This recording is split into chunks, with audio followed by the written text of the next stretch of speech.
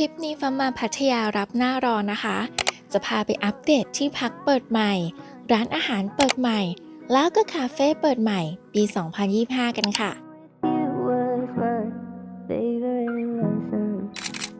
สวัสดีค่ะทริปวันหยุดวันนี้นะคะฟ้าจะพาไปดูโรงแรมเปิดใหม่ที่พัทยาค่ะ แต่ว่าก่อนจะไปที่โรงแรมนะคะฟ้าก็พาแวะทานอาหารกลางวันก่อนค่ะที่ The Moment Beach นะคะร้านนี้ก็เป็นร้านที่เพิ่งเปิดใหม่นะคะอยู่บริเวณหาดวงอมาตย์นาเกลือ 18/2 ค่ะบรรยากาศของร้านนะคะก็ค่อนข้างดีเลยมีทั้งบริเวณสระว่ายน้ำนะคะให้ถ่ายรูปมีทั้งโซน outdoor แล้วก็โซน indoor นะคะถ้าเกิดใครอยากจะนั่งชิลริมทะเลก็มีที่นั่งให้บริการเหมือนกันค่ะ แล้วพอมองไปฝั่งตรงข้ามนะคะก็จะเห็นเป็นวิวเกาะล้านด้วยค่ะ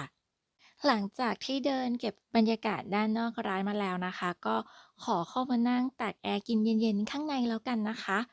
เครื่องดื่มที่ฟ้าเห็นแล้วอยากกินมากๆเลยก็จะเป็นอันนี้เลยค่ะลอดช่องปั่นมันแบบนัวกะทิแบบเค็มๆหวานๆมันๆส่วนตัวลอดช่องก็คือหนึบๆอร่อยมากๆเลยค่ะส่วนอาหารนะคะฟ้าก็จะสั่งเป็นอาหารจานเดียวนะคะ อย่างจานนี้ก็จะเป็นกระเพราเนื้อปูค่ะ เนื้อปูแบบว่าชิ้นใหญ่มากแล้วก็เนื้อแน่นนะคะ รสชาติจัดจ้านนะคะ อีกจานหนึ่งนะคะเราก็สั่งเป็นสเต็กแซลมอนค่ะ ก็จะได้เนื้อแซลมอนนะคะ มีซอสแล้วก็จะมี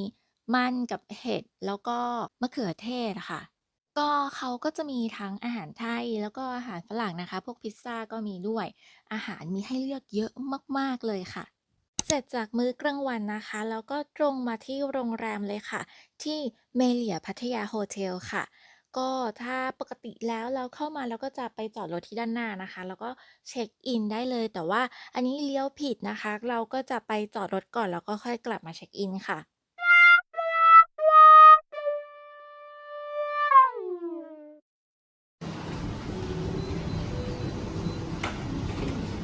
ตอนนี้ฟ้าก็รอเช็คอินอยู่ที่ล็อบบีนะคะล็อบบีสวยมากเป็นตกแต่งโทนสีฟ้าขาวนะคะสว่างตาแล้วก็รู้สึกสดชื่นมากๆเลยค่ะสำหรับเมเลียพัทยาโฮเทลนะคะก็เป็นโรงแรมระดับ5ดาวที่เพิ่งเปิดให้บริการไปเมื่อเดือนกุมภาพันธ์ที่ผ่านมานี้เองค่ะตัวโรงแรมจะมีทั้งหมด12ชั้นแล้วก็มีห้องพักทั้งหมด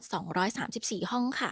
มีสระว่ายน้ำกลางแจ้งแล้วก็มีสระสำหรับเด็กอยู่ในร่มค่ะ แล้วก็มีในส่วนของ Kidsdom นะคะเป็น Kids Club ของที่นี่ค่ะ ตอนนี้ฟักก็กำลังขึ้นมาที่ห้องพักแล้วนะคะ อยู่ชั้น 4 ค่ะ เป็นห้อง The Level Premium Sea View ค่ะ ห้อง 425 นะคะ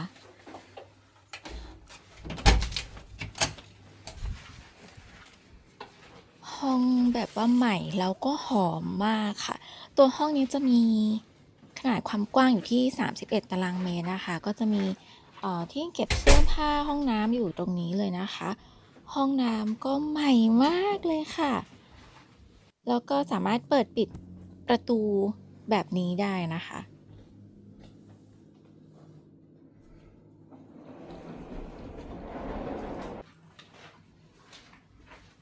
ส่วนวิวนะคะก็คือเป็นวิวทะเลนี่เดี๋ยวจะซูมให้ดูฟึบๆนะคะนะคะก็มองเห็นทะเลค่ะ ที่นอนนะคะก็เลือกได้ค่ะว่าจะเป็นแบบทวินหรือว่าจะเป็นแบบ king size นะคะมาดูอุปกรณ์ที่เขาให้มาในห้องน้ำบ้างนะคะก็จะมีทั้งชุดแปรงสีฟันยาสีฟัน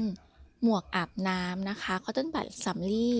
ส่วนโซนอาบน้ำก็จะเป็นแบบฝักบัวค่ะห้องน้ำก็คือใหม่แล้วก็หอมมากมาดูในลิ้นชักนะคะก็จะมีเตารีด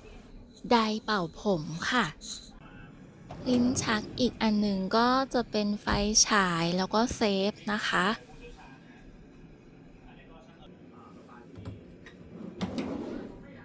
อันนี้พวกชากาแฟนะคะแล้วก็ช้อนอุปกรณ์เปิดขวดอันนี้เป็นตู้เย็นนะคะอยู่ในตู้นะข้างในก็จะเป็นพวกเครื่องดื่มต่างๆแล้วก็บนทีวีในห้องนะคะเข้ามาเขาก็จะขึ้นชื่อเลยว่า Welcome คุณอะไรไม่เข้าผิดห้องแน่นอนค่ะ ส่วนมื้อเย็นวันนี้นะคะฟ้าออกมาร้านอาหารทะเลเปิดใหม่ซีทะเลรีสอร์ทค่ะเป็นร้านอาหารริมทะเลที่บรรยากาศดีมากๆสามารถทานข้าวชมบรรยากาศดูพระอาทิตย์ตกแล้วก็ฟังเพลงคลอเบาๆได้นะคะใครชอบบรรยากาศชิลๆแบบนี้ไม่ควรพลาดเลยค่ะ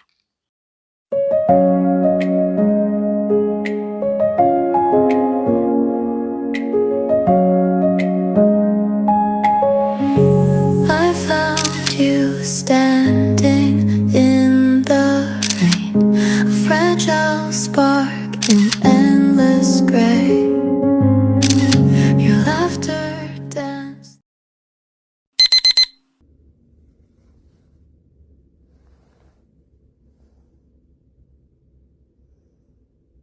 มื้อเช้านะคะฟ้าทานอาหารของโรงแรมที่ห้องอาหารเสน่ห์สาเร่ค่ะเป็นอาหารบุฟเฟ่ต์นะคะก็เดี๋ยวเราไปดูรายอาหารกันเลยค่ะ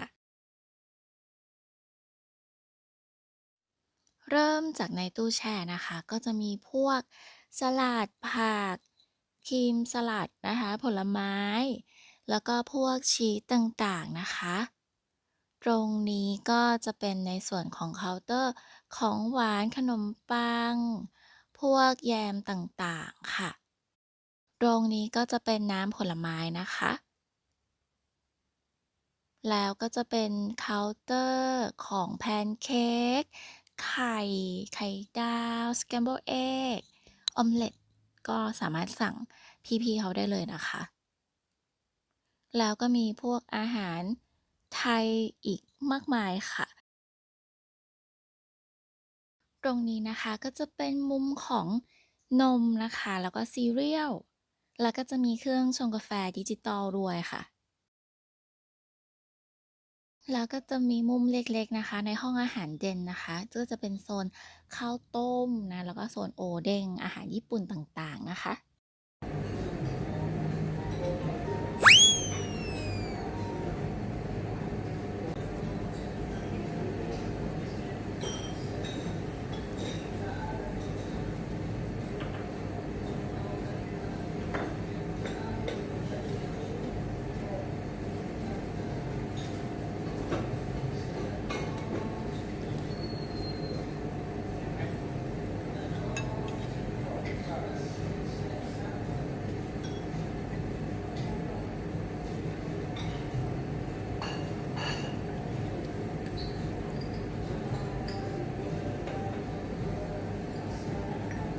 อันนี้ก็เป็นเช้าวันที่2นะคะหลังจากที่เราแบบ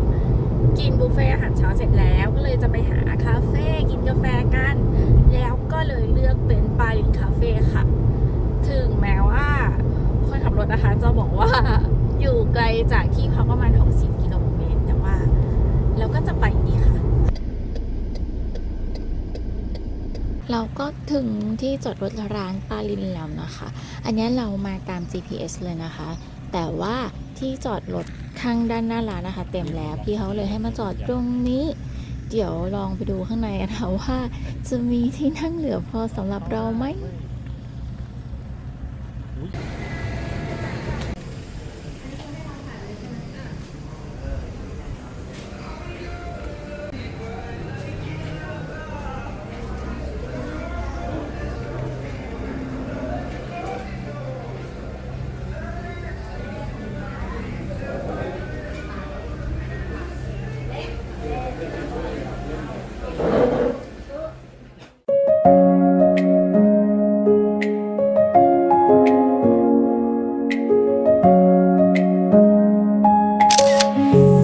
I found you standing in the rain, a fragile spark in endless gray. Your laughter danced through every storm, a melody that kept me warm. And I thought to myself, could this be the story we write? Two hearts in a moment that feels like the rest of our lives. So take my hand, we'll run through forever, chasing dreams no matter the weather.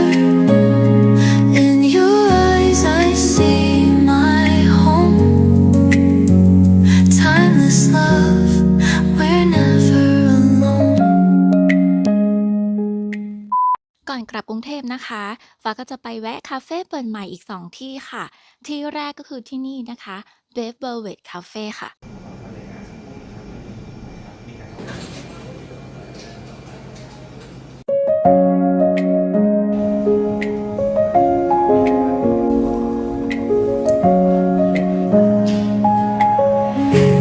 I found you standing in the rain, a fragile spark in endless gray. Your laughter danced through every storm. ถึงแล้วนะคะ The Chalet Cafe แต่ว่าแบตน่าจะไม่พอ เดี๋ยวลาไปด้วยบรรยากาศม้าหมุนของที่นี่แล้วกัน